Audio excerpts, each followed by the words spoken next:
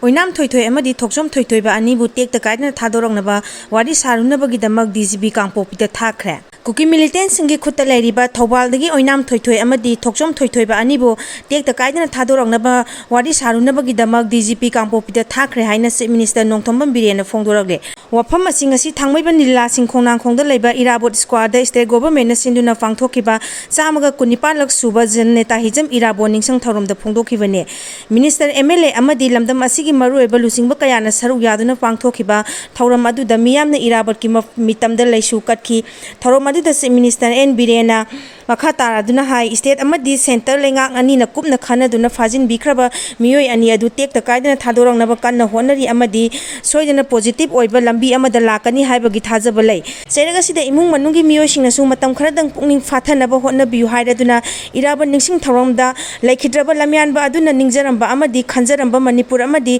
India adu oinana ba aikoi punna honani minjasi haiba paungjel su miyamda pikhi misam ngakpa ngamloidaba oirabadi red zone area da karigi recruitment pangthoklibano Kokomi Staff Selection Commissioner Loba Indian Army General D2 gi recruitment yaungnana ba leima khongda chatkhiba Thobaldagi maitai macha ahumgi manungda Ningomam Johnson Central Force na kanba ngamhoroga Thobal lesangthem awang lekai dagi Oinam Thoithoi amadi Thobal khengman wang mataba mayai lekai dagi Thokchom Thoithoi ba hauju phawba kanba ngamdana lairiba si laibak thebini haina Coordinating Committee on Manipur Integrity Kokomi gi serol amana hairi Zerol asina makha taraduna Home Ministry gi makha da laiba Central Security Force amadi State Security Force singna mathong masak khangdabadagi maitai macha ahum phakibagi thokdok asi thokpani masida tholapa afafatagi daita khudimak central lenga amadi state lenga ani na pugadabani chahi ama makhai sujilalaba irang asi central lenga amadi state lenga ani na hojik fawba irang loisindana thamliba asi Manipur gi khunaibu loisinama tawba thawongni Central Force lising humfu hena leiba state force su lising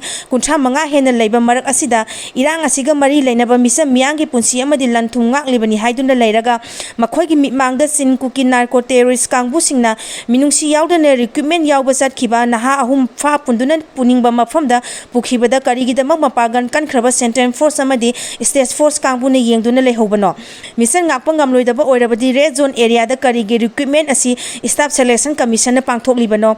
N Johnson gi oina Central Force na hakthengnana kanba ngamlibana mangondagi atopa mahaka samina khiba miyoi ani fa khiba adugi langla langjin lauraga mafam khangdana fajinduna thamliba Oinam Thoithoi amadi Toksom Thoithoi ba ani Central Force amadi State Force na kange hairagadi kanba yabani masida security force inga tumina leithokpa yaroi athubada center amasung state lenga ani mangna fajinduna thamliba maitai macha ani kananaba thodang logadabani Kuki terrorist kangbu singna India gi saru ama oiriba Manipur da India gi lemai da hanba oina drone bombing rocket kaya kapsinduna misam miyam hatpa tupa satharaglaba fawbada India lenga na tumina yengduna leiriba asi democracy chaliba leibang amagi wahan thongnate masidagi Manipur miyangi pendaba nongma gi hengalagli athuba matamda miyang ngak senanaba leiriba Central amasung state lenga anina mafang khangdana leiriba naha ani asi tek ta kaidana kallaga masagi imung manungda sinabiyo kariguma makhoi ani kanbang ngamnabagi thabak paikhattaba amadi kanbang ngamdrabadi kokomi amasung miyamna tumina leithokloi hairi Police Station Trampan konba mafam singna tana disturb area status tha taruk amagasu sangdokre